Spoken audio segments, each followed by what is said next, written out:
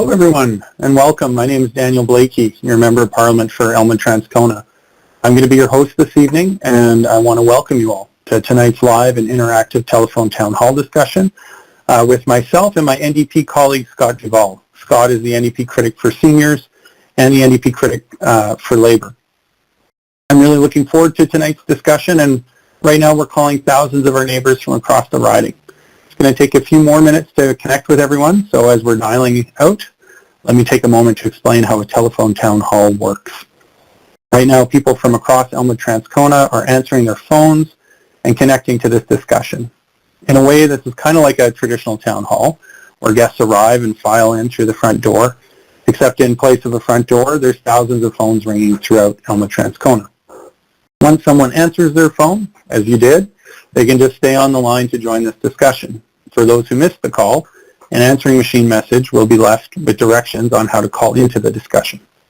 This telephone town hall technology enables us to reach out and talk with thousands of people from the comfort of their homes. You may know that normally I do one of these telephone town halls every year. It's a great way to connect with people in the dead of winter, especially for seniors and people living with disabilities who may struggle to get around in the snow. This year, the pandemic has made it unsafe to host a traditional town hall, so I worked to create space in my budget for a second telephone town hall.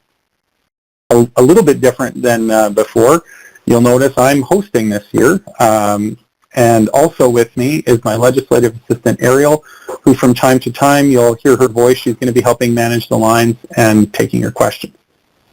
My colleague Scott Duvall, as I said before, is the NDP Critic for Labour and Seniors. There's no doubt that the pandemic has raised significant challenges for workers, for seniors, and for those who are both.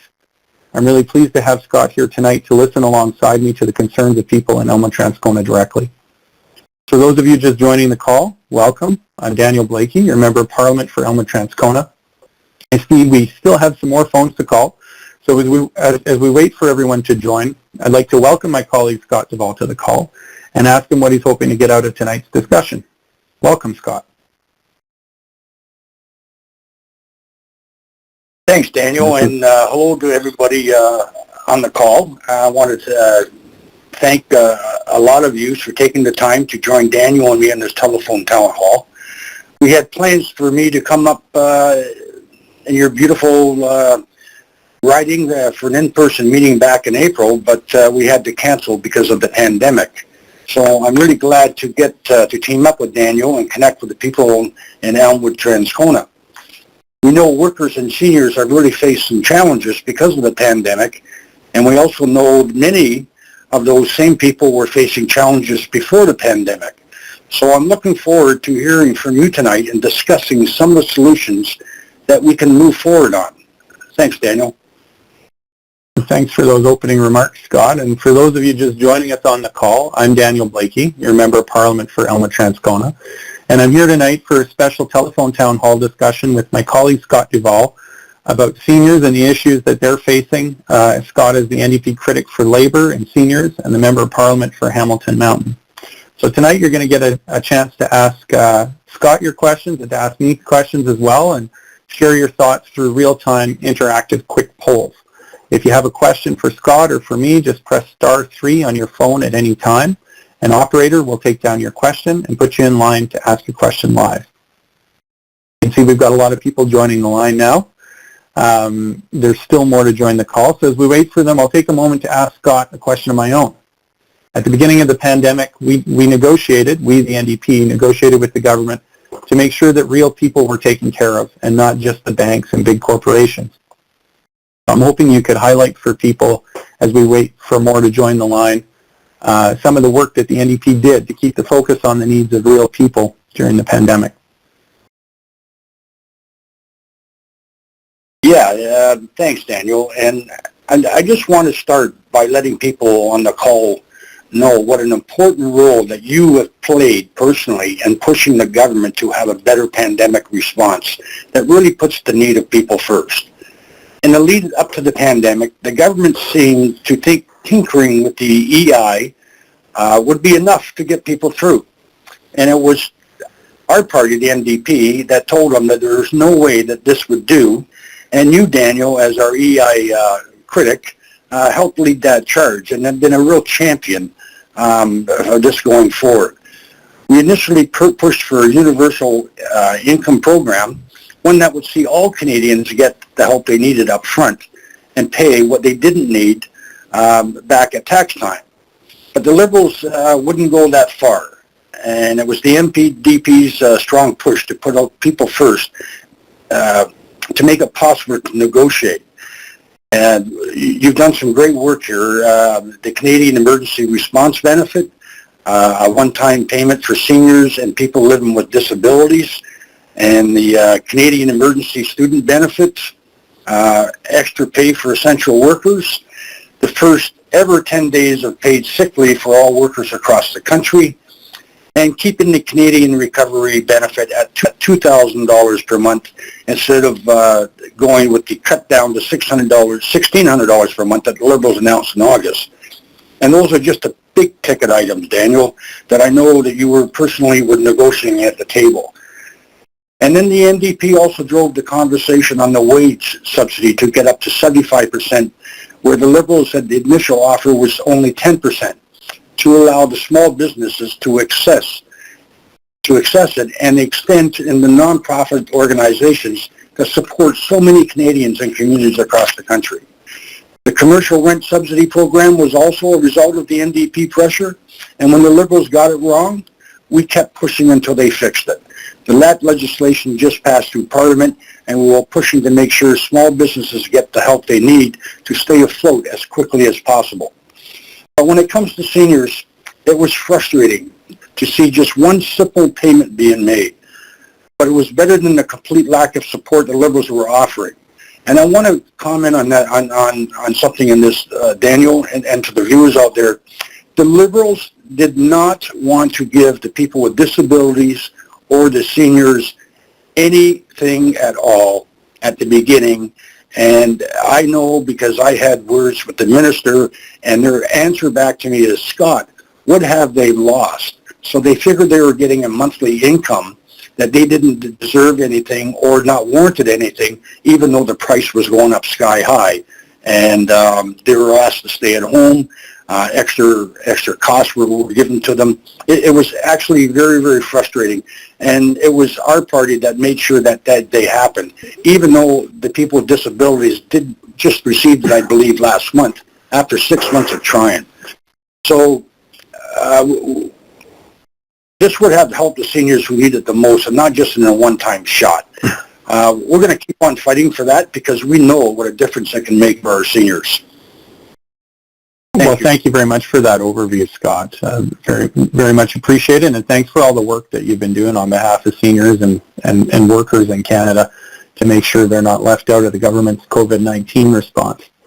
For those of you just joining, welcome to tonight's telephone town hall. I'm Daniel Blaikie, your Member of Parliament for Elmwood-Transcona, and you were just listening to Scott Duvall, our NDP Critic for Seniors and Labour, and the MP for Hamilton Mountain.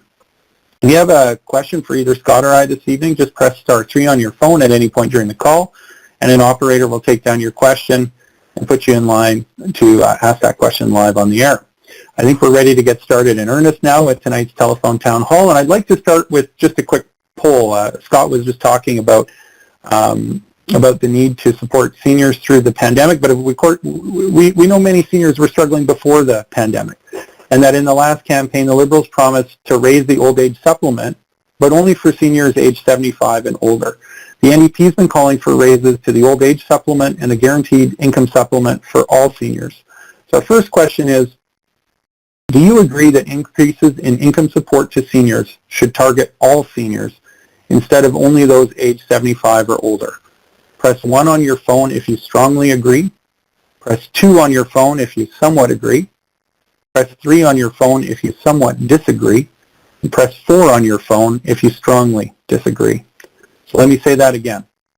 The question is, do you agree that increases in income support to seniors should target all seniors instead of only those aged 75 or older? Press 1 on your phone if you strongly agree. Press 2 on your phone if you somewhat agree. Press 3 on your phone if you somewhat disagree, and press 4 on your phone if you strongly disagree.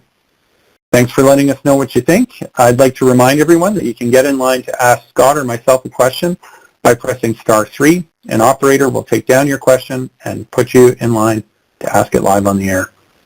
One issue that affects not only seniors but workers planning for retirement too is the question of pension theft. It's the kind of thing we saw hurt so many workers when Sears went bankrupt, and those workers didn't get a fair shake. Scott has led the charge on this issue with a private member's bill in the last Parliament and again in this one. The bill would make sure that when companies go bankrupt, workers' pensions don't play second fiddle to payouts for creditors and CEOs.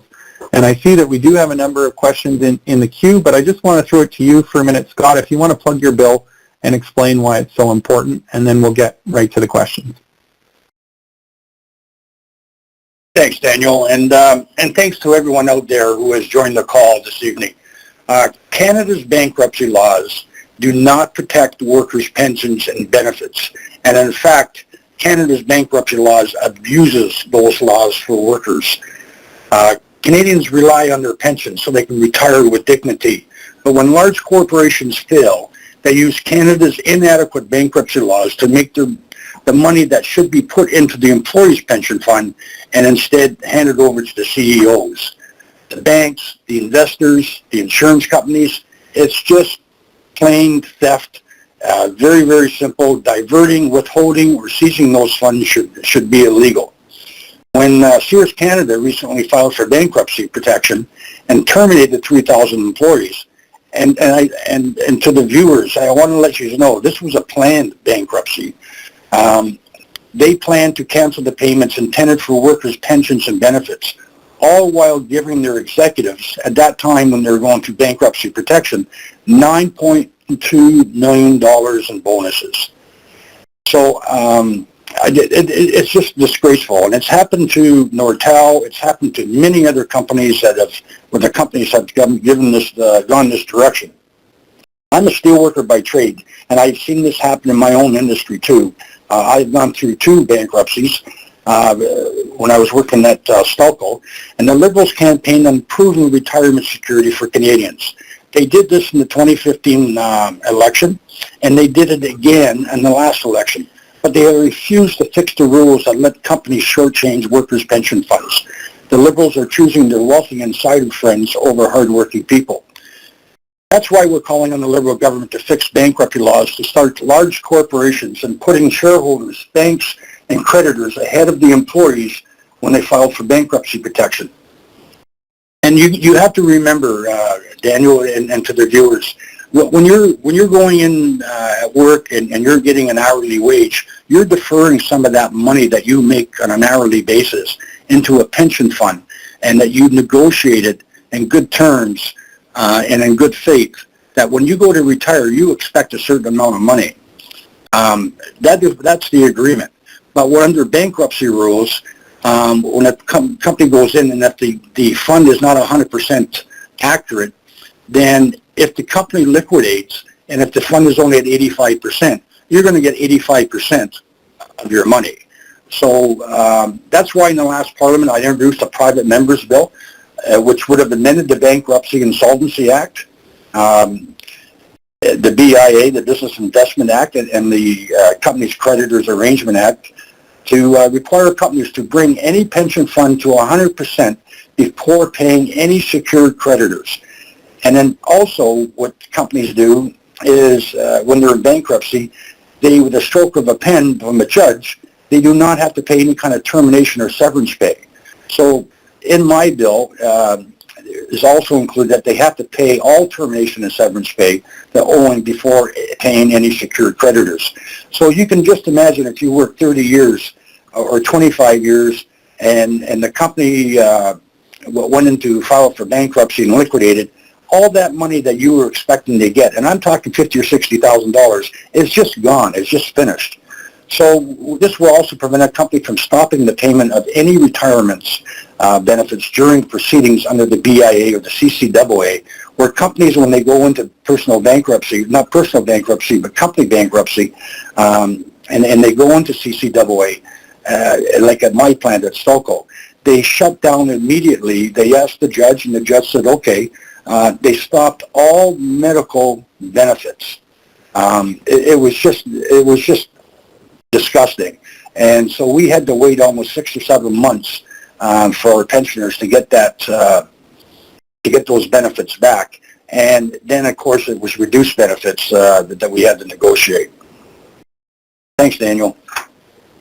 Yeah, thanks, Scott. I know we've talked about your pension bill on some of these telephone town halls and in person before, but it's really nice to have you here to be able to get right into the details of the way that the current rules are set up to allow companies and big multinational investors to scoop people's pension money because it's complicated, but it has a real effect on the lives of working people who, went to work in good faith to not just to earn their wage at the time, but to build for their retirement. And it's something that it's a problem we know how to fix, and it's a question of mustering the political will to do it. So thank you for being a champion for this in the House of Commons. I'm proud to stand with you on that. Now, we're getting a lot of questions coming in, which is wonderful. So I had mentioned earlier, some of you may have joined since, my legislative assistant in Ottawa is on the line. Her name is Ariel, and I'm just going to ask Ariel to give us our first question, please. Hi, so our first question is from Valerie, and it is about a government commitment for long-term care homes.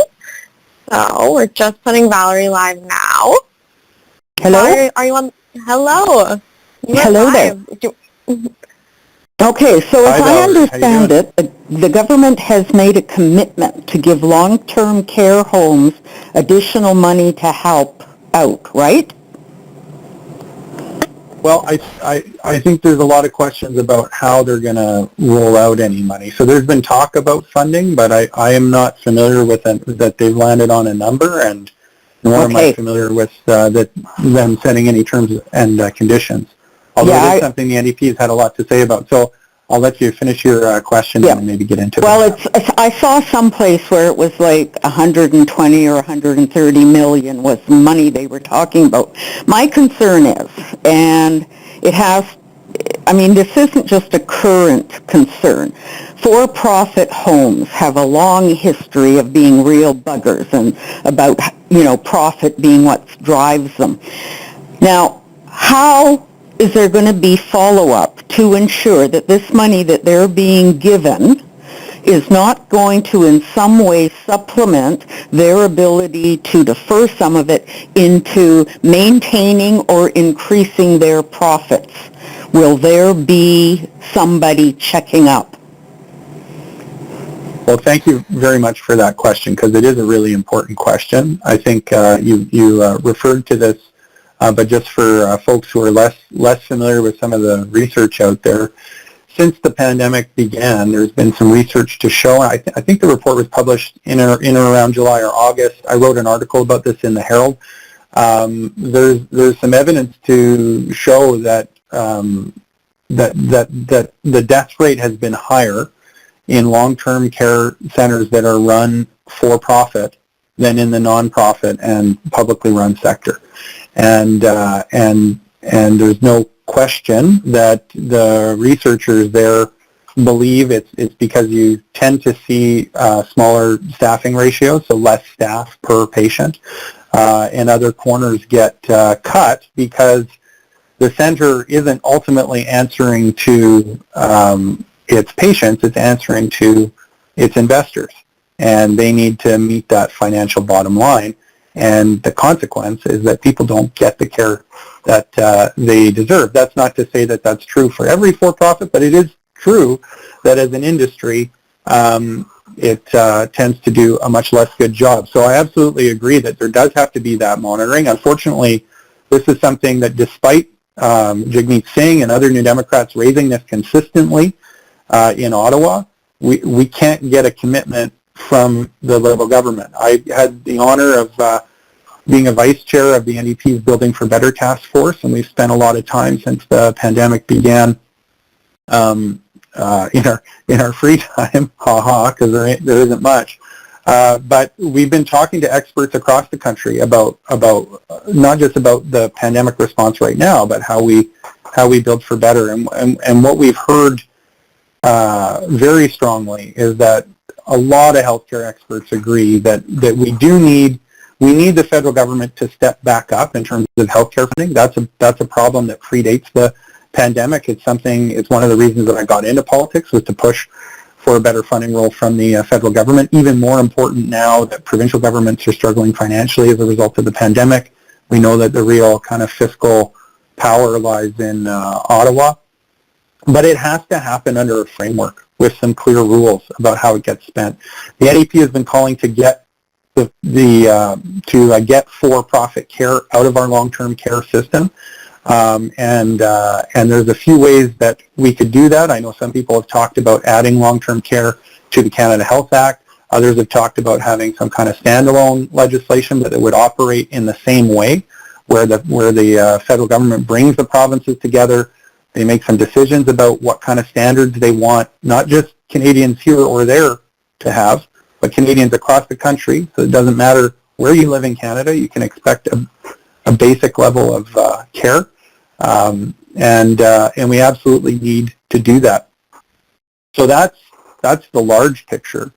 Then there's another element to this story, and people who have been reading the news will know that some of the most problematic long-term care facilities here in Winnipeg, although it's true in some other parts of the country as well, are run by a for-profit company called Revera. What's interesting about Revera is that it's actually a corporation that was set up to run the federal public service pension that is one of the major owners of the Revera long-term care center. So while we want the government to do the work on long-term care to increase the amount of federal money in healthcare, and to do that in the context of a framework that's going to make sure that Canadians across the country get the long-term care that they deserve, one of the things that the federal government could be doing right now through its arm's length ownership of Revera is starting to devolve that to the provinces or other operators that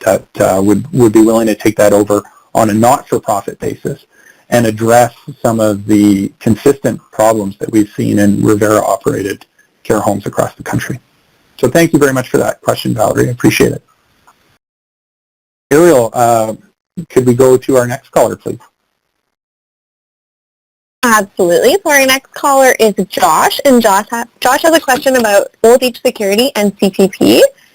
So, Josh, I believe you should be live now. Are you with us? Josh, are you on the line? Hello. Hi, Josh. If you want to ask your question, we've got Daniel and Scott on the line. Yeah, I'd like to hear your thoughts on old age security and CPP. As like the old age security is federally funded, and while CPP is employee and employer.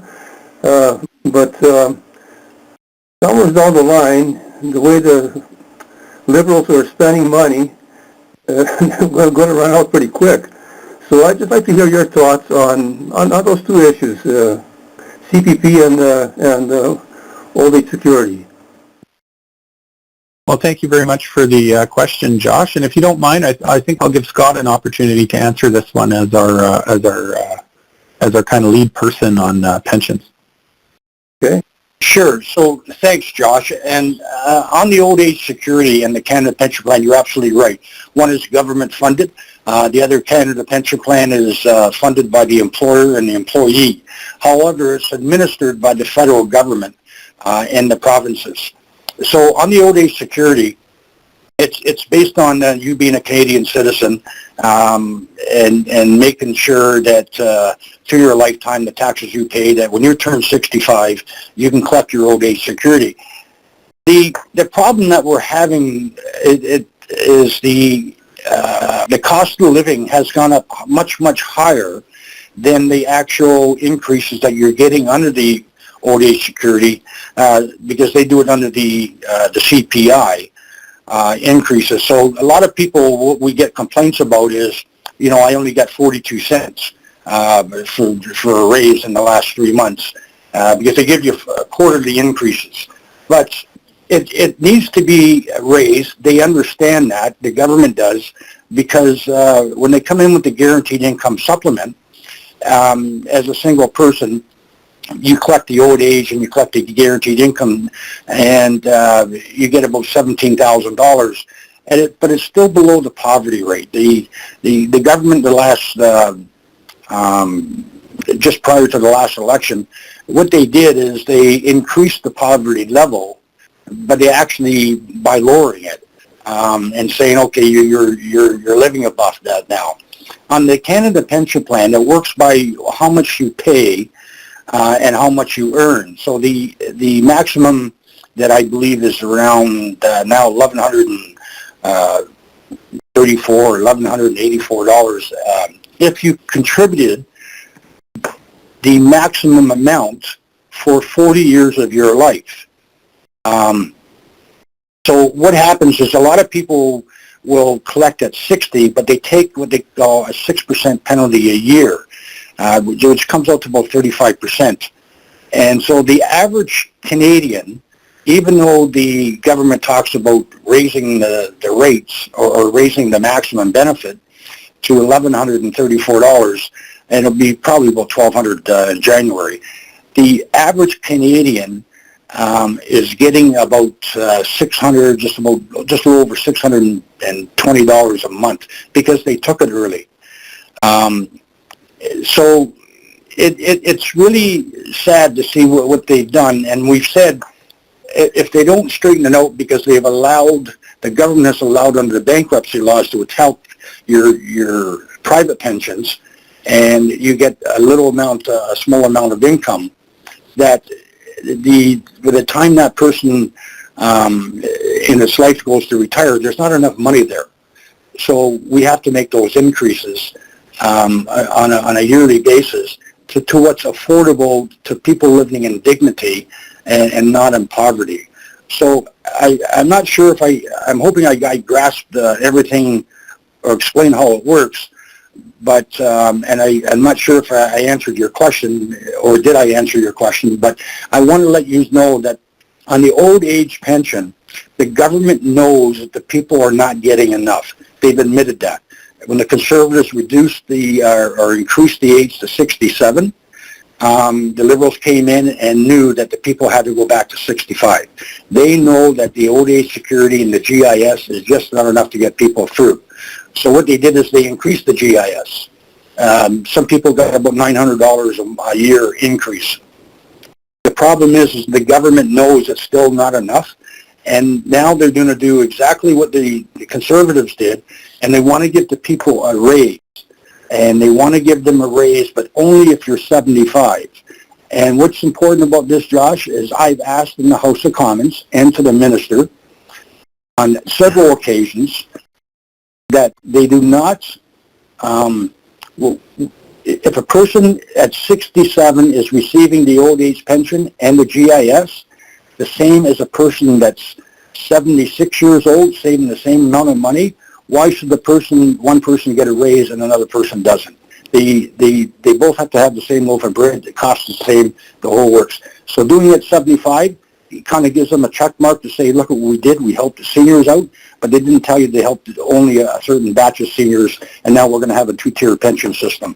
So I'm hoping that answers the question, Daniel and Josh. Thank you very much for that, Scott. Much appreciated. And before we go to our next question, I just want to report back on the results of the poll we did earlier. The question was, do you agree that increases in income support to seniors should target all seniors instead of only those aged 75 or older? We had 5% of the people on the call strongly disagree, 7% somewhat disagree, 18% somewhat agree, and 70% strongly agree. So that's about 88% of the people on the line who agree that increases in income support to seniors should target all seniors instead of just those age 75 or older. So I think that speaks directly to what you were just saying, Scott, in terms of the fight we have in our hands in Parliament to get the Liberal government to do the right thing. So with that, I want to go to one more question, and then we'll do another, we'll have another poll question. Ariel, could you queue up our next questioner, please? Absolutely. Our next question is going to be from Paul. And Paul's question is, what is the rollout on the paid sick leave? Paul, are you on the line? Yes, I am. Can you all hear me? Hi. Hello, Daniel, Scott, and Ariel. I want to thank you for letting us have this opportunity to be involved in this forum to express our concerns and to ask questions. All right. So my question was, as a business owner and a pensioner, I'd like to know what the implementation is on the paid sick leave, and also the roles and responsibilities of, like, who's responsible for it, how long the duration is, etc. Sure. Well, I can speak to that. I had a hand in negotiating this program. I'll start by saying that not unlike some of the things Scott was talking about earlier, we advocated for an increase in the OAS and the GIS, which should have happened anyway, but we knew people needed help during the pandemic. The Liberals took that and said, well, we're willing to do a one-time payment. When it came to sick leave, what we wanted to see was folks have an entitlement to 10 paid sick days. And they kind of do, but they kind of don't. And so what I had been pushing for that we weren't able to get was the federal government going to the provinces and actually legislating those 10 days of paid sick days. And then for the transition, because we recognize a lot of businesses are in a hard spot right now, and there's a lot of businesses that operate close to the margin even in normal times, but that instead of doing what they did, which I'll explain in a moment, that they would create that entitlement and then actually provide compensation to businesses who have to pay out for those sick days as a way of making sure that people could get roughly the same, or in fact the same, wage replacement rate for their sick days, and so that they wouldn't have to engage in a bunch of cumbersome bureaucracy in order to get at their sick days. So instead of getting that smoother program that we had in mind, what we got was a program where even though you have an entitlement to 10 sick days overall, if you take the maximum benefit, what's going to happen is somebody's going to call in sick to work. They're going to say, look, I have symptoms. I may have COVID. I'm going to go for a COVID test. And then if they're off work for more than 2.5 days, then they can apply for an entire week's worth of sick benefit at $500 a week or $100 a day. Now, of course, for some people, that's not even going to come close to income replacement. It's a little bit better than an unpaid leave, but it won't be a lot. For others, it'll be right on the money in terms of what they make at work. But it's not a program that replaces your income. It pays a defined benefit of $500 a week. You have to miss at least 50% of your normal time during the week, and then you get paid the full $500 whether you're gone all 5 days or not. And you can do that twice. So it is significant in terms of it being a program that for the first ever time enables all Canadian workers to get up to 10 days off if they're sick. But it does draw a box around some of the reasons for why you could leave work, and it makes it a lot more cumbersome and difficult to access than I think most people think of when they talk about sick days, and that is a function of the current government and the way that they decided to do this. So that's frustrating. But as I say, and I mean Scott said this about another issue earlier, it is a lot more than what we would have had, and it's important not just because it's important to have sick days, though I think that's true, and there's a lot of research that shows that people's productivity overall over the course of the year, when they're able to take a little time when they're really sick in order to get better, it increases the productivity of workplaces because other people don't get sick, and those workers are able to regenerate more quickly than they otherwise would.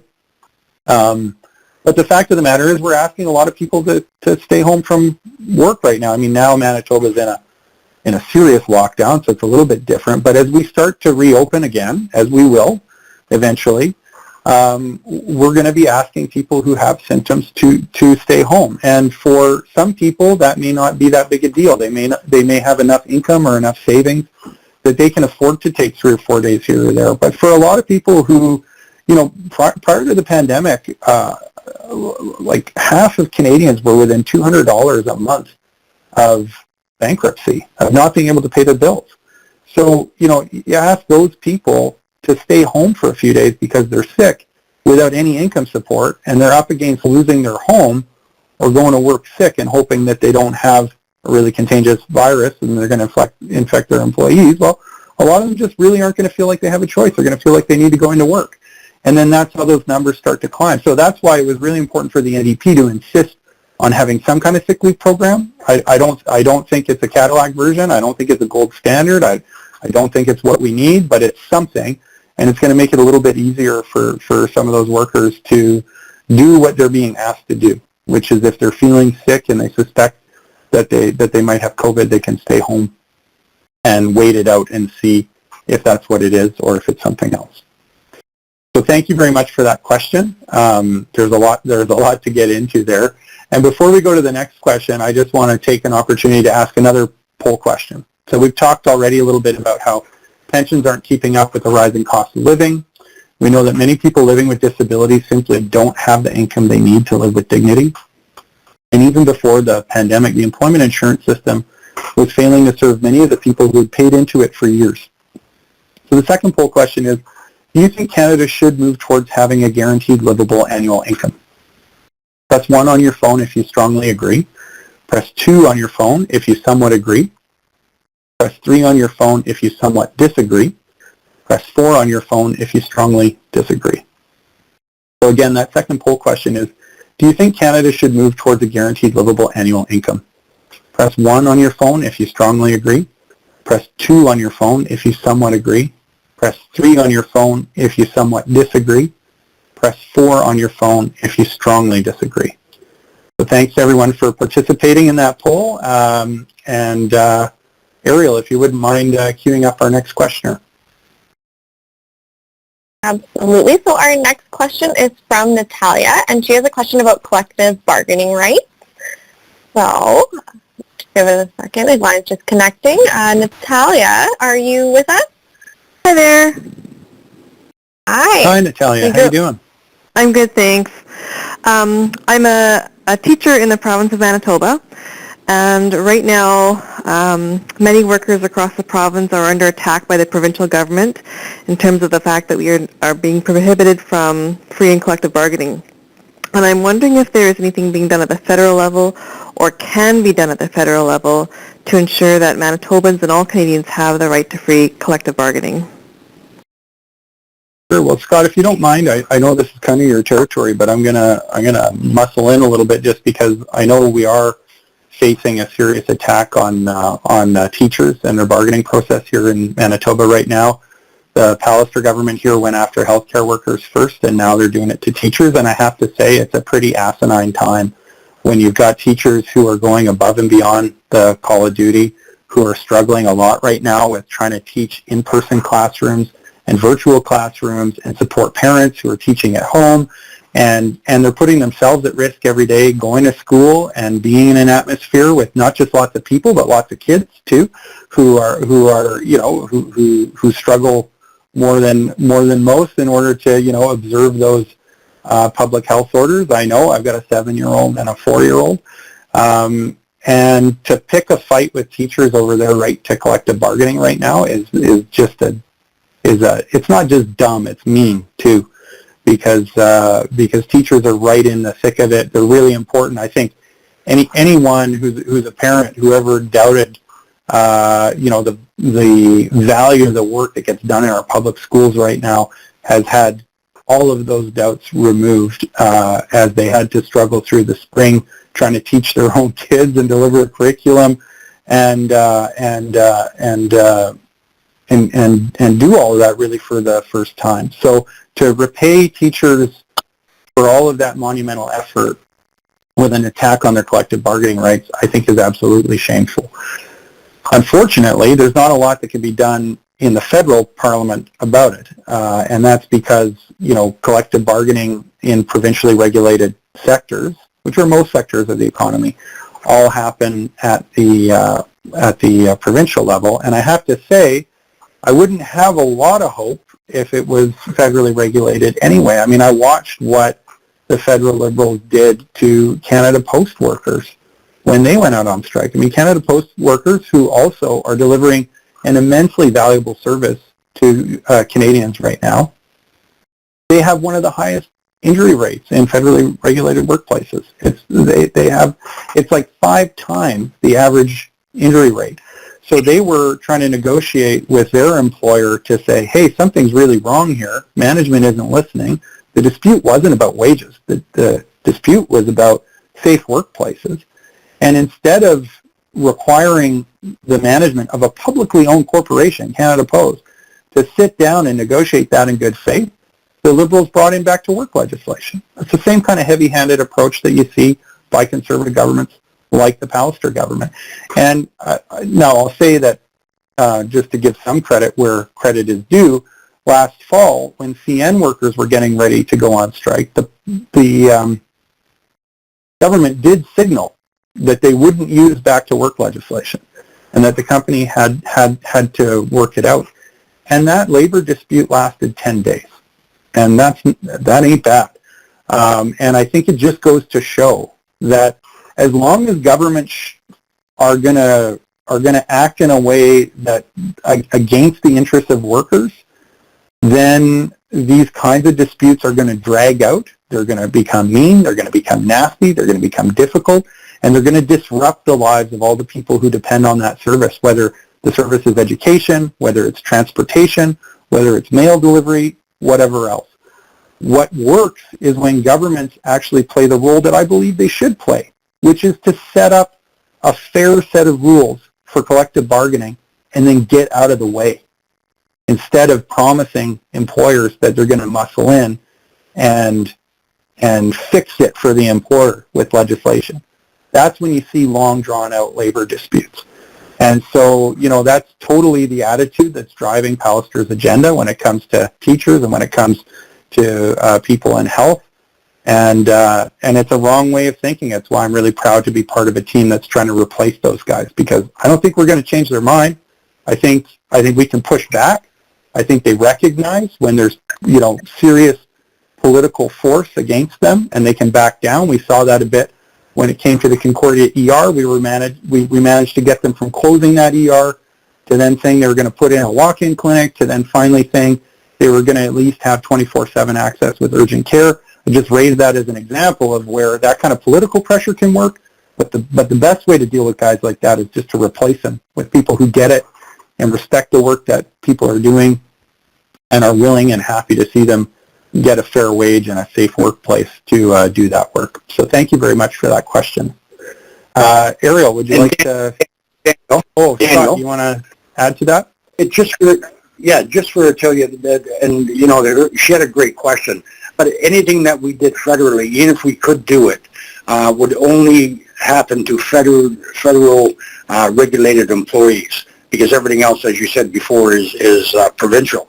But there is, and you should know, and your viewers should know, there is a huge attack that the Conservatives are taking on workers, whether it's provincially or whether it's federally.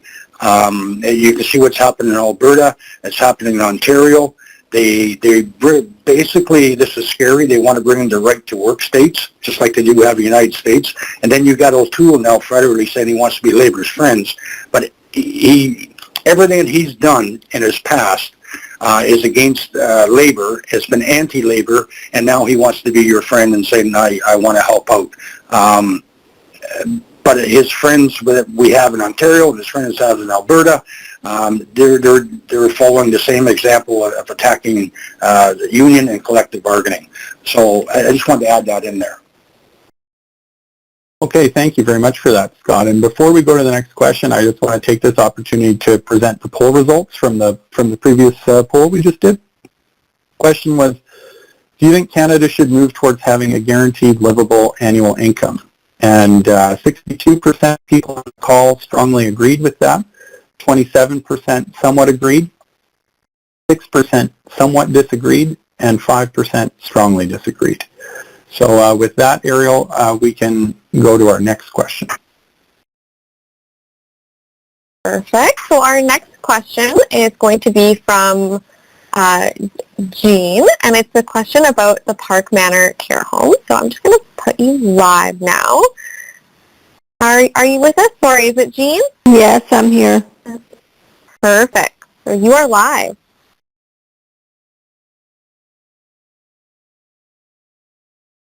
Hi, Jean. Go ahead with your question, please. Yes, I don't know how much you can help. My mother is in the room with COVID. She hasn't got COVID, but she was contacted with somebody, but they checked she hasn't got it, but she's got to stay in the room for 14 days. She can't talk on the phone to anybody. They won't give her the phone. She hasn't got a TV, no nothing in the room. She just has the four walls, which is horrible. Yeah, I that was is wondering, really tough. yes, couldn't they That give is her very a tough. phone? Yeah. Well, and I have a little bit of personal experience with this in that my granny was in Park Manor at the beginning of the pandemic, and she passed on the May Long weekend, not from COVID, but you know, in the lead up to that time, from when the pandemic began and the May Long weekend when she passed, we weren't able to go visit her, and I understand the reasons why, but it doesn't make it any easier.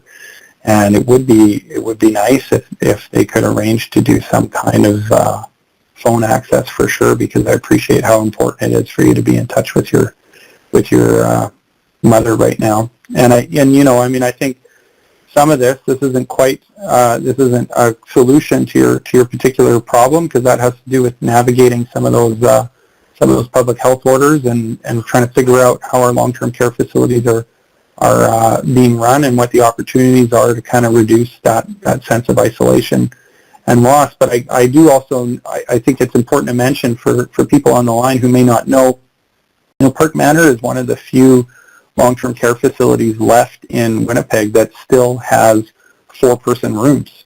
And I think we really need to give our head a shake about that at the provincial level. I know that you know, under the previous NDP government, we had money committed to upgrading and expanding Park Manor. It was a shovel-ready project. In April of 2016, we had all the permits, we had the funding lined up, and one of the first actions of the new government, even though they had made a promise to build more personal care home beds outside of Park Manor during that election, was to cancel the Park Manor expansion. And I mean, so somebody who knows Park Manor very well and has had family at Park Manor already, you know, I was really disappointed to see that canceled. But I think this is just, you know, all the things that we're learning about long-term care, I think really just show how backward that thinking was. And then when you look at, I know there are folks in an organization called the Broadbent Institute, which is named after former federal NDP leader Ed Broadbent. He's on the board there. My father, Bill Blaikie, sits on the board there actually, and they've done a little bit of digging on some of these big for-profit personal care home companies, particularly some of those in Ontario. Maybe Scott knows about this. And the fact of the matter is that a lot of the boards that run these places, where they're talking about the fiscal bottom line, not where they're doing patient care, are populated by former conservative government members from various parts of the country. It's very frustrating to see, and it's that kind of thinking that is producing bad care for patients, and it's something we need to get beyond, and we need to move forward with investments like the investment that was queued up for Park Manor. Scott, I don't know if you know much about that issue, or if you want to speak to some of those issues in long-term care I was just mentioning.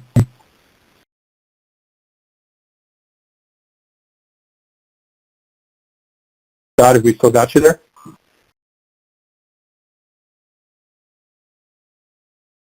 Sorry, lost sorry Scott. about that. Yeah, it seems like what Gene is saying and what Valerie, the previous caller, was saying about long-term care. You guys are experiencing the same problems that we're having in Ontario. In Ontario, there's a huge organization called Chartwell, which is actually the board of directors. The CEO or the chair of the board of directors is a former premier of Ontario, and you know, he's getting paid like $280,000 a year, and they paid out over $9 million in dividends. And this is for long-term care. So the shareholders are getting dividend payments that are unbelievable, and yet some of our long-term care homes are being condemned, like we have in Hamilton here with the Mentino family that's up under charges. It's just atrocious. But if I could have the time to explain it, everything what they found, that they actually had to shut these down and put them in different homes. And like you said earlier, the federal government has put money in, but we need federal standards that has to go across the country.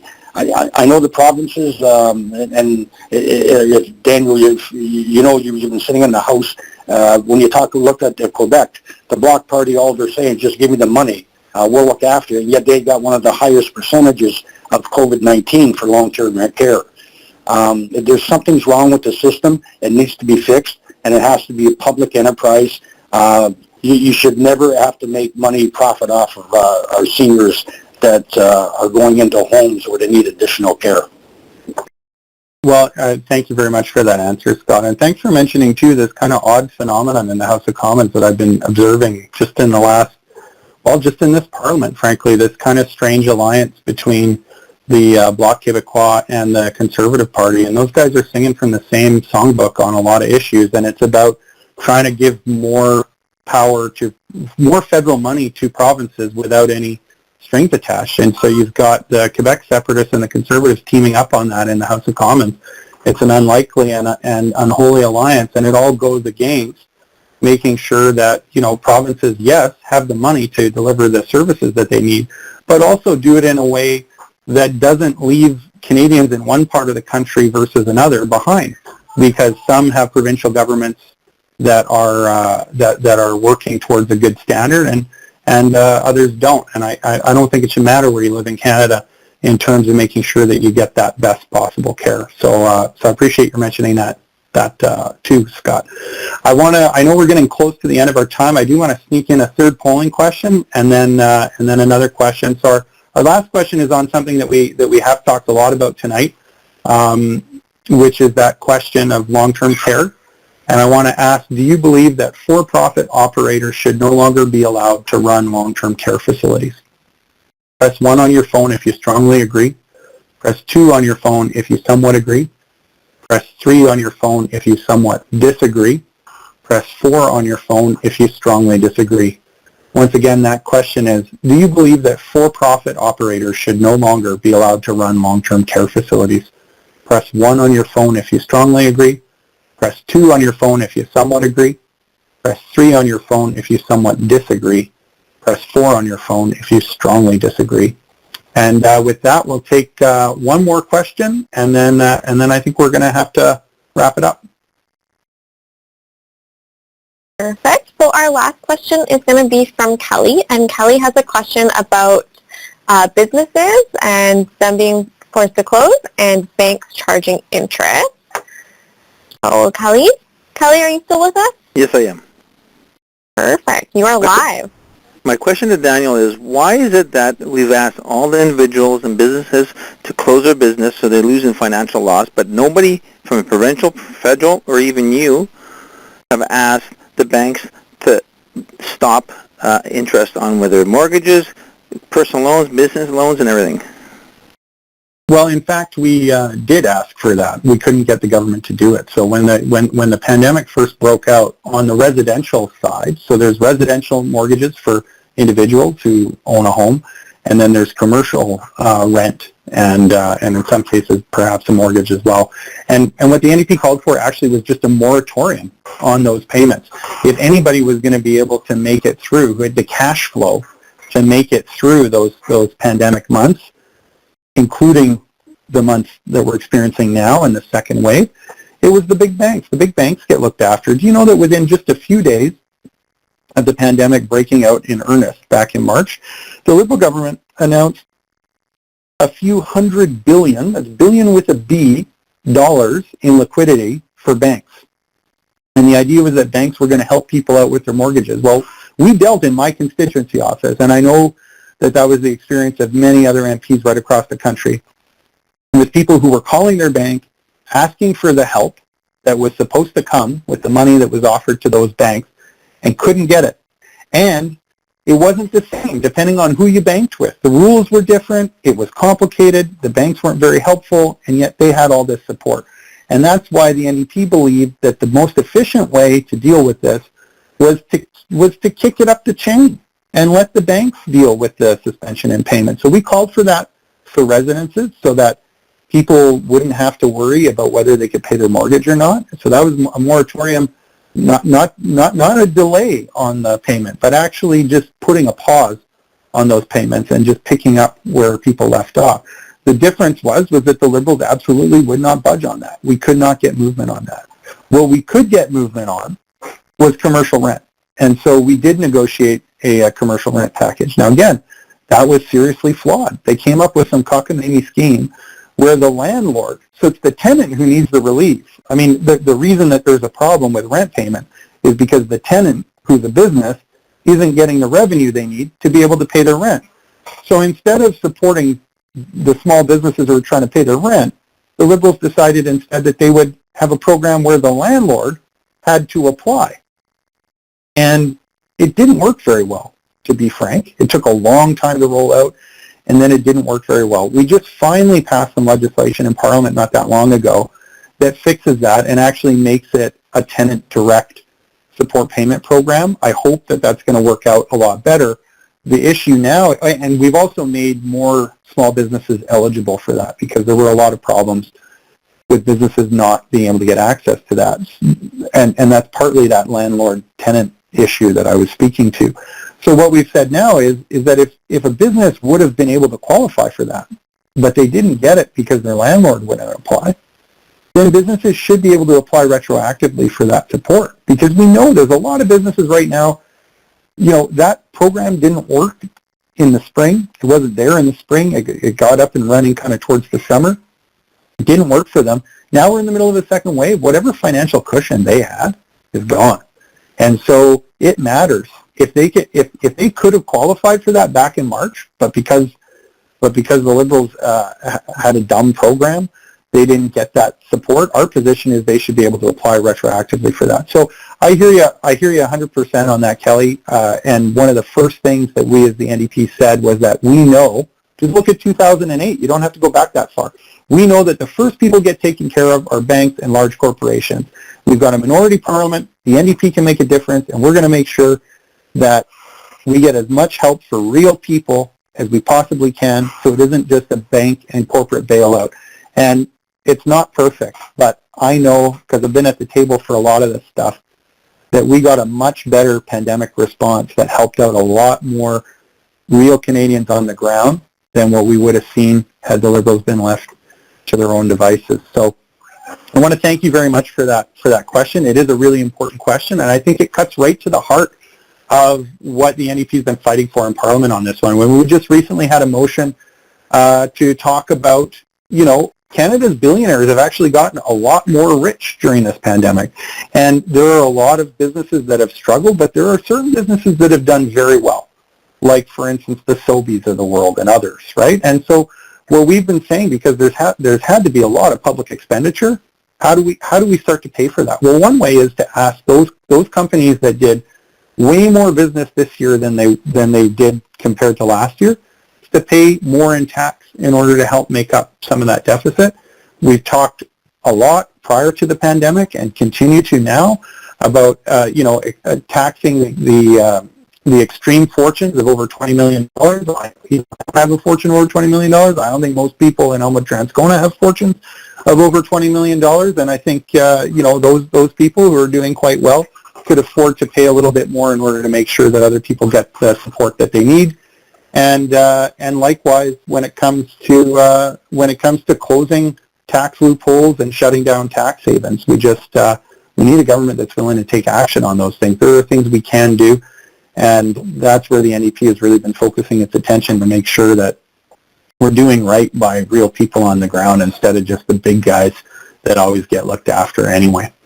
So I know we're up against the clock here. We just got a couple minutes. I guess I went on a bit of a rant there, Scott. You'll excuse me. I get a little worked up sometimes. But I do want to send it back over to you, Scott, for some quick closing remarks.